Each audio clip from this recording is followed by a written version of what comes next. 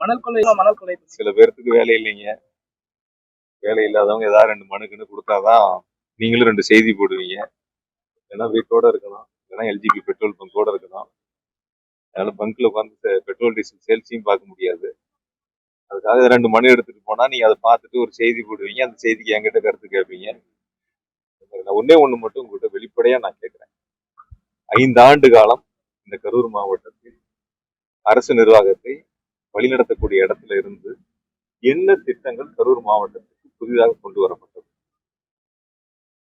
முதலமைச்சர்கள் கரூர் மாவட்டத்துக்கு அரசு வேளாண்மை கல்லூரியை கொடுத்திருக்காங்க. அதற்கு முன்னதாக நான் இருக்கும்போது அரசு மருத்துவக் கல்லூரியை என்னால கேட்டு பெற்று கொண்டு வந்து செயல்படுத்த முடிஞ்சது.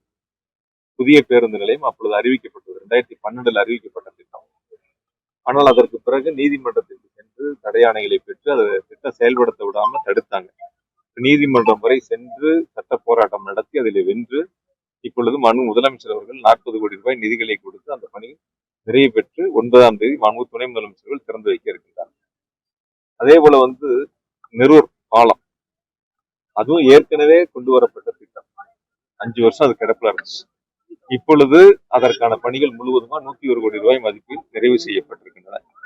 வெறும் மேடையிலையும் உங்களை பத்திரிகையாளர் பார்க்கும் போது மட்டும் சொல்லக்கூடியவங்க, நீங்க ஏதாவது நேற்று பார்த்தேன், யாருமே ஒருத்தர் கூட ஒரு கேள்வி கூட கேட்கலையே. முழு வீடியோவும் கேட்டப்ப பார்த்தேன். முழுசா பெரும்பாலும் பாக்குறது இல்லை. நானு சில பேர் அனுப்பும்போது பாக்கக்கூடிய சூழல் ஏற்படும் போது பார்த்தா யாருமே கேள்வி கேட்கலையே. என்ன நீங்க செஞ்சீங்கன்னு யாராவது கேள்வி கேட்டா பரவாயில்ல. 5 வருஷம் இருந்தீங்க, என்ன இந்த மக்களுக்கு செஞ்சீங்க? புதுசா ஏதாவது திட்டங்கள் கொண்டு வந்தீங்களா? ஒன்னே ஒண்ணு ரயில்வே சேலை, அது 2011-16 நான் இருக்கும் போதே தொடங்கி வைக்கப்பட்ட பணி. அதன் பிறகு நாங்க திரும்ப அதை முழுவதுமா பூர்த்தி செஞ்சு தெருவிளக்கு வரைக்கும் நம்ம தான் அமைச்சு அது பயன்பாட்டுக்கு கொண்டு வந்திருக்கோம். முகவலி பாதை நம்ம இருக்கும் போதே செஞ்சது. 5 ரோடு பாலம் நம்ம இருக்கும் போதே முன்னாடியே செஞ்சது. இப்படி நிறைய திட்டங்கள் ஏதாவது ஒரு திட்டங்கள் நாங்க கொண்டு வந்தோம் அப்படின்னு சொல்லக்கூடிய அளவுக்கு அவங்ககிட்ட எந்த தகுதியும் இல்லை. அதனால பொதுவாக கருத்துக்கள் சொல்லணும், குறைகள் சொல்லணும். அதுக்காக மாவட்ட ஆட்சியரையே காவல் கண்காணிப்பதை சந்தித்து ஒரு மனு கொடுத்துட்டு ஒரு பத்திரிகையாளர் சந்திப்பு நடத்தினா நீங்களும் 2 செய்தி போடுவீங்க. காலையில ஒரு போட்டோ வரும். போட்டோ வரலன்னா அந்த பத்திரிகையாளர் கூப்பிட்டு ஏன் போட்டோ போடல, செய்தி போடல, நீ ஏன் இப்படி போட்டீங்கன்னு கேட்கக்கூடிய சூழல் தான் இன்னைக்கு கரூர்ல இருக்கு. நாங்க அதை பத்தி கவலைப்படல. அதை பத்தி எங்களுக்கு சிந்திக்கிறதுக்கான நேரமும் இல்லை. எங்களுக்கு ஓரணியில் தமிழ்நாடு உறுப்பினர் சேர்க்கை பணி மிக விரைவாக சிறப்பாக சென்று கொண்டிருக்கின்றன. அதே போல மக்கள் பணிகளும் மிக சிறப்பாக சென்று கொண்டிருக்கின்றன. பல்வேறு சிறப்பு திட்டங்கள், வரலாற்று சிறப்பு திட்டங்களை முதலமைச்சர்கள் வழங்கி வருகின்றார்கள்.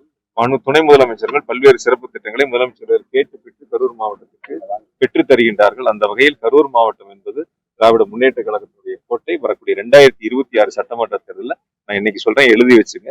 4 தொகுதிகளில் உதயசூரியன் தான் வெற்றி பெறும். எங்களுடைய கழக தலைவருடைய மகத்தான திட்டங்கள் மக்களிடத்தில் மிகப்பெரிய ஒரு வரவேற்பை பெற்றிருக்கிறது. அதனால எந்த விதமான மாற்று கருத்துக்கு இடம் இல்லை. நாங்கள் மக்கள் பணிகளையும் இயக்க பணிகளையும் ஒரு சேர எடுத்து சென்று எங்களுக்கு அதுக்கான நேரமே பத்தல. அதுக்கான நேரமே எங்களுக்கு போதுமானதாக இல்லை. அதனால அந்த பணியில் நாங்கள் சிறப்பாக எடுத்துருக்கோம். எடப்பாடி பழனிசாமி வீடு வீடா போய் நிலைமைக்கு தள்ளப்பட்டிருக்கு. அவங்களும் சேர்த்து பார்த்தாங்க, ஒன்றும் சேர்த்த முடியல. பூத்து கமிட்டி போட்டாங்க, தனித்தனியா போட்டோ வாங்கினாங்க. அப்புறம் 9 பேர் ஒன்னா நின்று போட்டோ கொடுங்கன்னாங்க. சில பத்திரிகையில செய்திகள் கூட பார்த்தேன் நானு. சில பேருக்கு சண்டைகளோட வந்தது, வாக்குவாதங்களோட வந்தது, முத்தி போச்சுன்னு. அதெல்லாம் அந்த அளவுக்கு நம்ம போக வேண்டியதில்லை. இருக்கிறவங்களை பத்தி பேசலாம், மக்களை சந்திக்கக்கூடியவங்களை பத்தி பேசலாம், மக்களிடத்தில் நன்மதிப்பை பெற்றவர்களை பத்தி பேசலாம். நன்றி.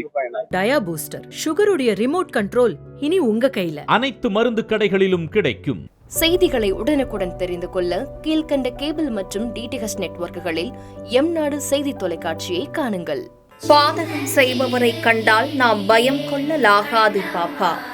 மோதி மிதித்துவிடு பாப்பா, அவர் முகத்தில் உமிழ்ந்துவிடு பாப்பா. அண்மை செய்திகளை உடனுக்குடன் தெரிந்து கொள்ள இணைந்திருங்கள் எம்நாடு தொலைக்காட்சியுடன்.